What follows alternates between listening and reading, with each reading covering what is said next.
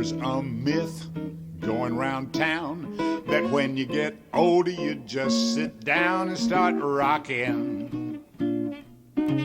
Just rocking.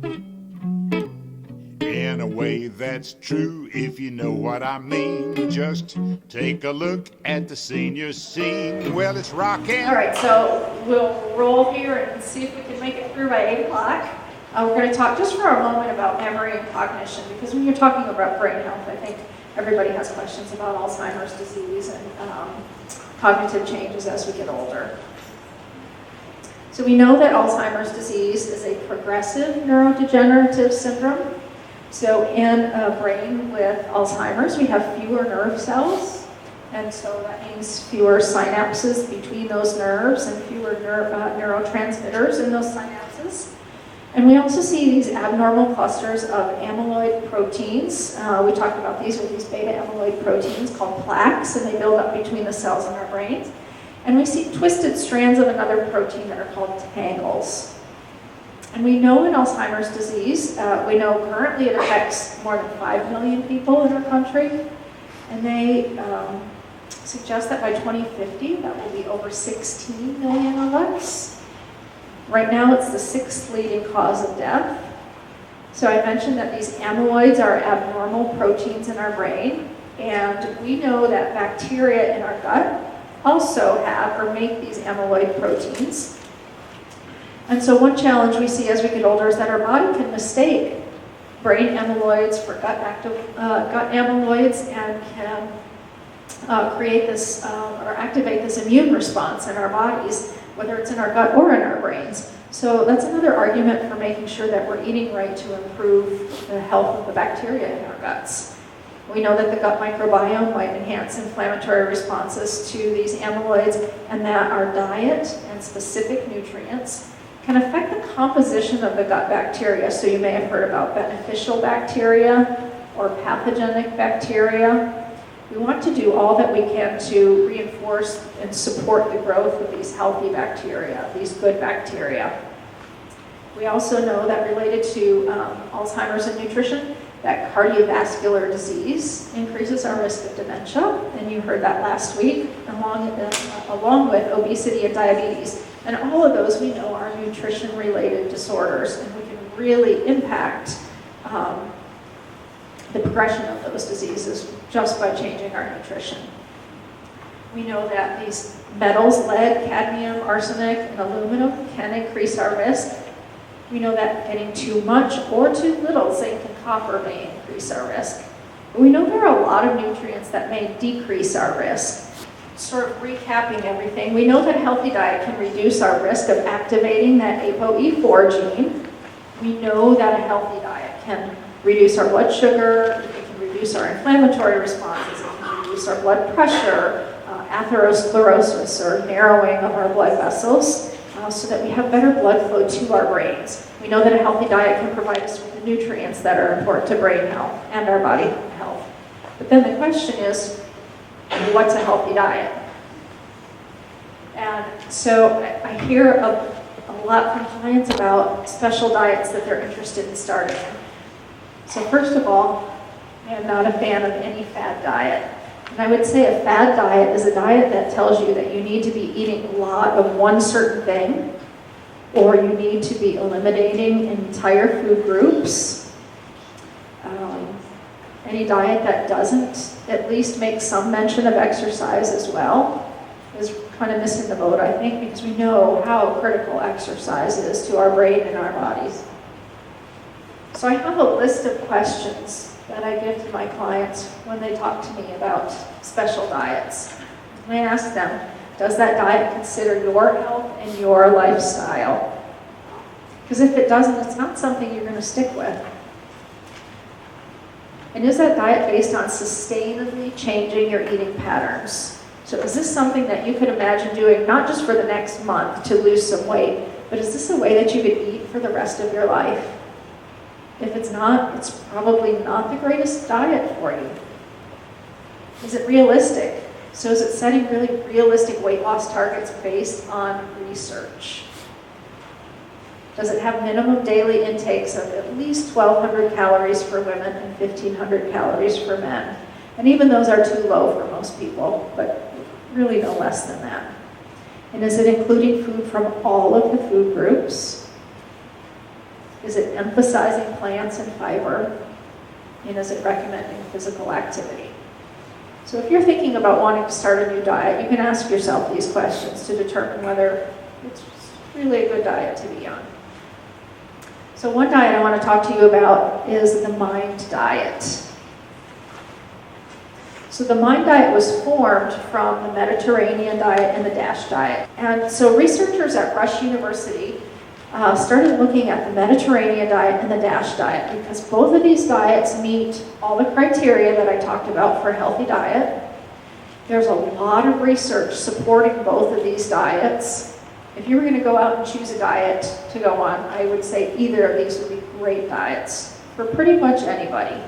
But people who do the MIND diet, if they adhere to it strictly, which is really easy to do, I'm going to show you, it's really easy, they still see this Alzheimer's risk reduction of up to 53%, which is huge. And people who only stick to it moderately still see a 35% decrease in risk. So pretty dramatic. This is it. If you were going to take anything from my talk tonight to make a change in your life, I would say take this slide, cut this out, put this on your refrigerator, and try and do this. So the MIND diet says each day I need to eat 3 servings of whole grains. And that's pretty simple when you consider that 1 piece of whole grain bread is a serving. So I can have a sandwich or 2 pieces of toast, and I've got 2 of my servings right there. They say to eat a leafy green at least once a day, and at least 1 more vegetable once a day. If you drink wine already, you can have a glass of wine every day. Cook with olive oil every day. And then they say most days, have a snack of some nuts. Put a few nuts on your salad or however you like to eat them, but a few nuts every day for most days. Every other day, try to get in a half a cup of beans. At least twice a week, try to get some poultry, so chicken or turkey, and a half a cup of berries. And most of the brain research has been done on blueberries and raspberries. And then at least once a week, have a serving of fish, particularly a cold water fish, and get some exercise. That's the whole diet. And then there aren't too many limitations with this diet either. It doesn't restrict much at all. Related to red meat, they say try to eat 4 or fewer servings per week. That's a lot of red meat for most people. Most of us don't eat red meat 4 times a week. So having butter or margarine, a tablespoon or less a day. This is the hard one, trying to have cheese, only 1 serving or less a week. You know, that's a challenge, especially when we have such good cheeses in our area and cheesemakers, but limiting our sweets to 5 or fewer a week. So that means we still get dessert 5 nights a week, right? That's not that terrible. Limiting our fried foods and our fast foods, obviously. All right, so a few extras. Bioavailability of foods. I don't know if you've heard this word before, but it refers to the nutrients that can be absorbed by our bodies, how those nutrients are becoming available to our bodies. And some different things that influence that are how fresh our food is, how our food has been processed, how it's cooked, how we cook it at home, and how we combine those foods. We know that when we eat fruits and vegetables that have fat-soluble vitamins in them, so vitamins A, D, E, and K, we can't absorb those vitamins unless we take them in with a fat because they're only soluble in fats. So if I'm eating a leafy green that has a lot of some of these nutrients in it, I'm going to get more of those nutrients in my body if I put salad dressing or olive oil and lemon or something like that on my salad. Cheese, exactly. There's a great fat. Avocado is one that I like a lot. It's a good fat as well. Calcium, we know that we can take in more calcium if we eat that combined with something with vitamin D. I think I mentioned that a little while ago. Red wine and vitamin E, so you can have a handful of almonds with your glass of wine and you'll be getting more nutrients from both. Vitamin C and iron.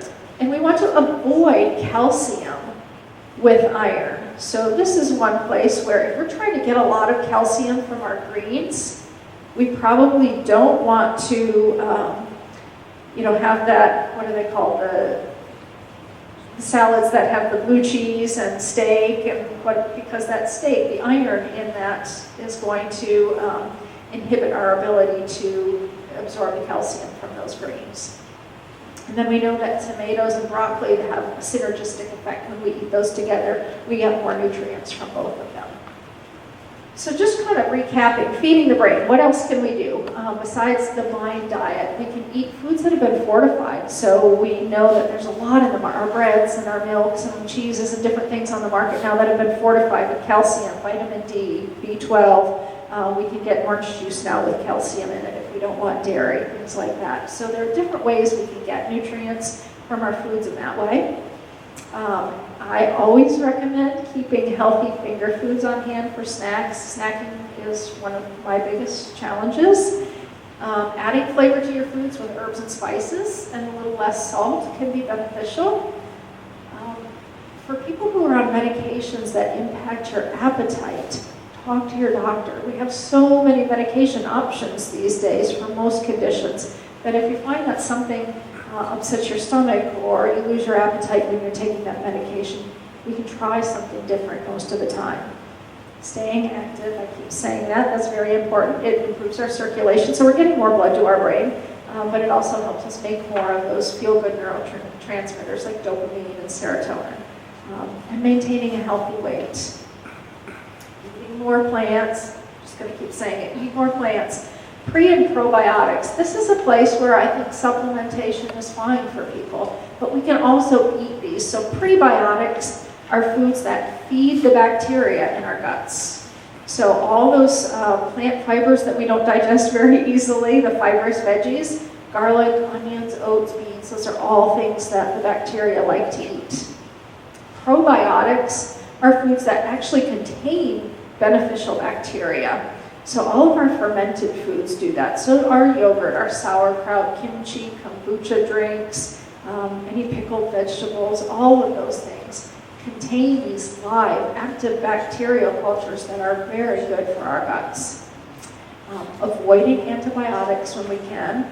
So if you just look at the word antibiotic, we know that kills the biota, the bacteria in our bodies. And that's great when we have an infection. Obviously, we need that. But it's killing the good bacteria at the same time it's killing the bad bacteria. So we have to work hard to replenish that good bacteria. So as much as we can avoid antibiotics, that's helpful. The same thing with using hand sanitizers or antimicrobial soaps. Antimicrobial, that word right there, it's killing the bacteria. And there have been research studies now that are showing that people are using these hand sanitizers are really impacting the bacteria in their gut, because people will often do this, before you eat a meal or something, and then you pick up your food, and you're getting that antibacterial product on your food, and you're eating it and getting that in your GI tract. Getting more fresh air. Our houses we live in now are a lot tighter than they used to be 50 or 100 years ago, and we don't get as much air movement through our houses as we used to. And then getting dirty. There have been some research studies that are showing that people who spend more time in their yards and their gardens getting out and actually getting dirty have more diverse bacterial populations on and in their bodies, and also report better moods. So maybe just being out in the garden makes us happier, but maybe it has something to do with these good bacteria that we're growing as well. All right, food-drug interactions, supplementation. We've covered a lot of this already, but we know that foods that we eat can alter the activities of our medication. So a lot of you who have been on medications have been told don't eat grapefruit when you're on your medication. The reason that is that we have this metabolic pathway in our bodies, cytochrome P450 pathway in our body. It's a detoxification pathway. It's used by our liver, and it's the way that we clear out medications from our body. And when we eat grapefruit, it inhibits that pathway. And if we eat grapefruit, it can take 72 hours for that to get out of our system enough that it's not inhibiting that pathway. And when we inhibit that, then the levels, the concentrations of those medications can build up very high in our bodies. So that can be a big challenge. So that's why when they say don't eat grapefruit, take it seriously, don't eat grapefruit. Polypharmacy, the use of 4 or more medications. We know that as we get older, it's common that we're taking more medications. So we're going to see even more of these interactions. But also as we get older, our fat to muscle ratio changes. So we have more fat than we have muscle. And we tend to, our fat cells will hold on to a lot of these medications much better than our muscle cells do. So we can have concentrations of medication build up in our bodies. We metabolize differently. We have a decrease in our liver mass and impaired kidney function. That's relatively normal as we age. And related to medications that can impact us because those are our detoxification pathways. So again, we can have levels of medication build up in our bodies. Supplements, I've already told you about this, so I'm not even going to go over this other than to show you these websites, consumerlab.com, so you can compare brands of medications. This Memorial Sloan Kettering website with urban botanical evidence, you can go in there and type in any herbal supplement, and it will show you all the research that they've collected on that, and whether it's beneficial, what the potential harms are, what the potential benefits are, dosing information, all of that. It's a really great site.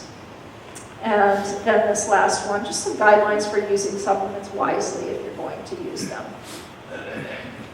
I'm a member of a listserv, a health psychology listserv, and last fall one of the psychologists posted this, and I thought this was really fascinating. So she said, you know, before, she said she's actually been involved in researching supplements for mental health, and she said before talking about supplements with her patients, she likes to suggest what she thinks all clinicians should suggest, talking about healthy lifestyle choices, which includes the benefit of certain diets on mental health.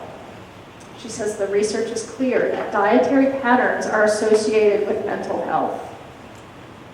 And she says the main message is that people who eat the Mediterranean diet have lower rates of mood and anxiety symptoms, and people who eat Western or processed diets have higher rates of mood and anxiety symptoms. So I think it was really enlightening to see this coming out of a clinician, out of a psychologist's office. And very encouraging.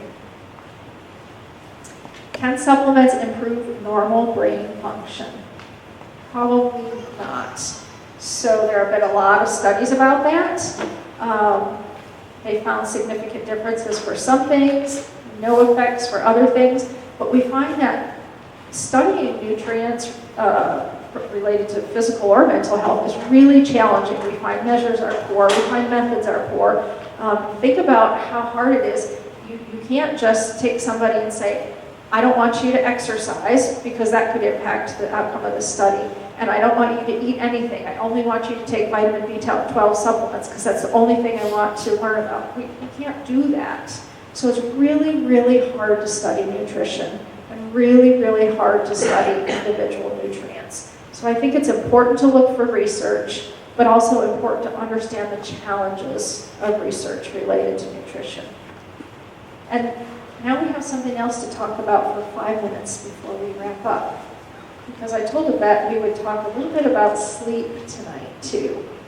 So this little cartoon, The Awkward Yeti, it's called. This is one of my favorite cartoons, and the main cast of characters in this cartoon is heart and brain, and so you always see conversations between the heart and the brain. It's pretty cute, so I'll show you a couple of those tonight.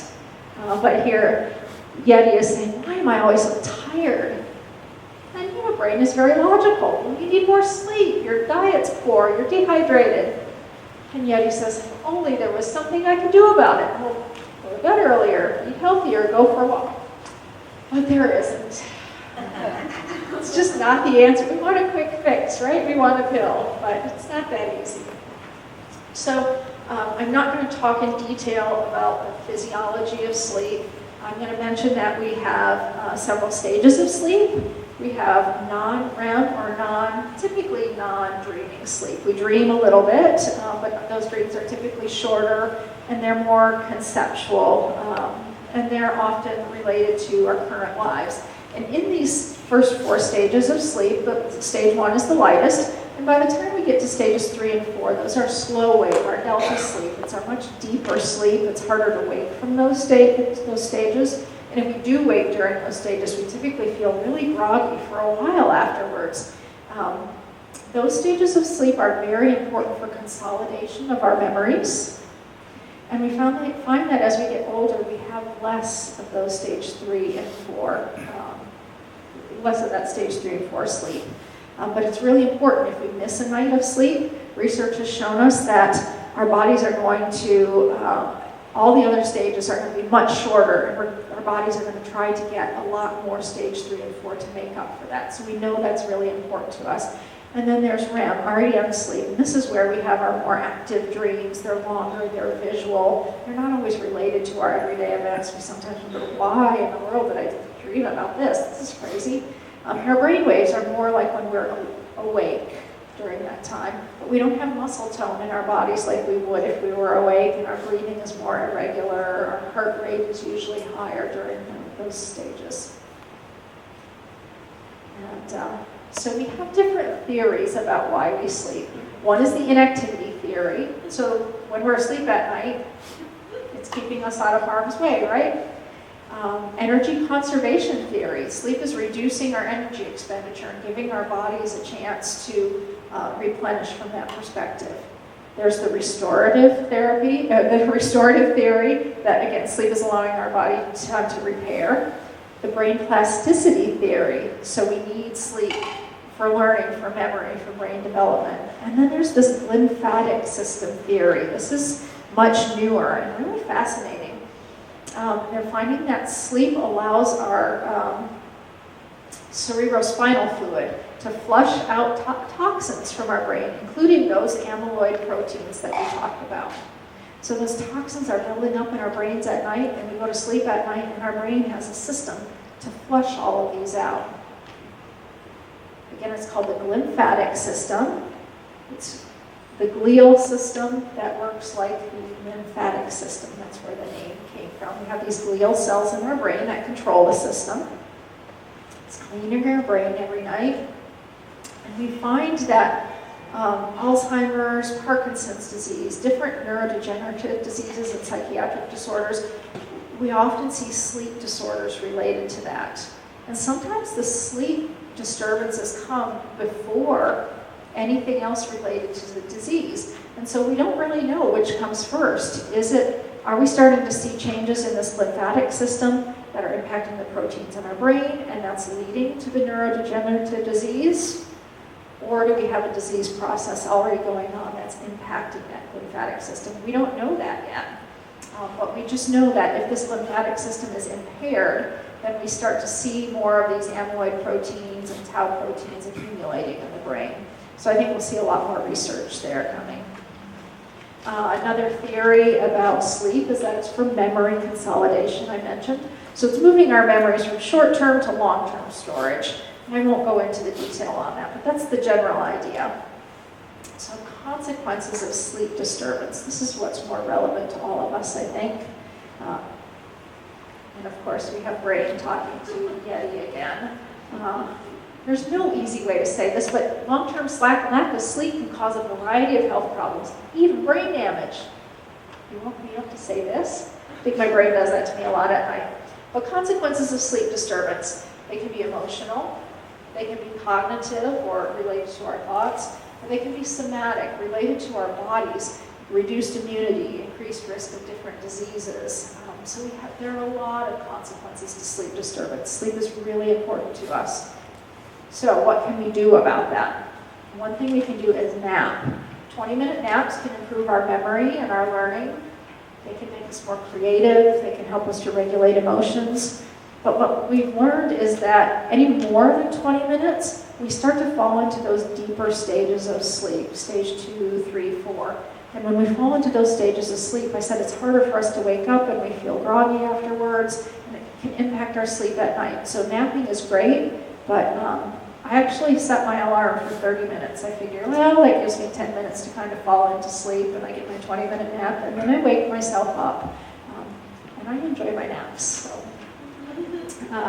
Improved sleep hygiene, especially if you have trouble sleeping at night. try and have a regular sleep routine. Don't look at your electronics before bed, or at least use these blue light filters that we have on most of our phones now. Sometimes we can even get those for televisions. Relax more before bed. So think about meditation or music or something that's going to train your brain to sleep. I have a CD that I like to listen to at night, and I'll turn that on because I know a CD will actually turn itself off.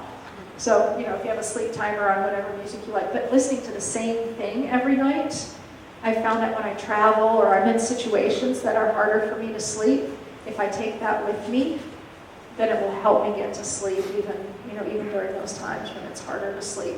And in fact, sometimes now I found that I'm so used to that I can hear that in my mind even when I don't have the CD with me, and it helps me to sleep. So it's kind of nice. Habits, we're creatures of habit. Don't lie awake in bed for very long. If you're awake, don't sit in bed and read, but actually get up, get out of the bed, and sit and be restful, and let yourself start to get tired again. But don't just lie there and let your brain turn over.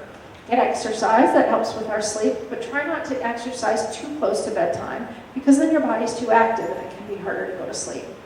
Caffeine, if you're caffeine sensitive, try not to do caffeine after noon. We also know that cigarettes and alcohol can impact our sleep. Alcohol can often help us fall asleep, but it interferes with our sleep patterns, so we'll wake up more easily in the middle of the night. And then keeping our bedrooms cool and dark is also helpful. And we found that cooler body temperatures are actually associated with the onset of sleep. So having a cool room can help us fall asleep faster. And then I cannot end a presentation without talking about food. So food can impact our sleep too. We know that if we're even 5 or 10 pounds overweight, it can lead to sleep apnea. And sleep apnea impacts our respiratory function, so we're not sleeping as well. We're feeling more fatigued, and we know that fatigue can impact cortisol and other hormones in our body that makes us want to eat more, to snack more. Fatigue can also just lower our motivation to get out and exercise and stay active. And I found this study really fascinating. This 1999 study showed that healthy young adults, college students, if they restricted their sleep to 4 hours a night for a week, it was changing their blood sugar and their insulin and making them appear to be diabetic just by changing the amount of sleep that they were getting. So I think that really should make us all think twice about trying to get plenty of sleep at night. If you have heartburn or reflux, avoiding spicy foods or chocolate or whatever your triggers are, avoid those at least for your dinner meal. And then don't lay down for at least 2 to 3 hours after you eat. There have been a couple studies that have showed that poor diet quality, particularly diets low in fiber, so probably not a lot of fruits and vegetables, and diets high in fat and sugar appear to be associated with lighter sleep and more sleep arousal, so people waking up a lot more at night. And it's also beneficial, again, to eat larger meals earlier in the day and then save our lighter meal for dinner, so we're not going to bed on a full stomach. And that is all of the information I'm going to dump on you tonight. We paid our dues all those years, and it's so nice to be switching gears. It's a grand new century, and it's the senior life, the senior life, the senior life for me.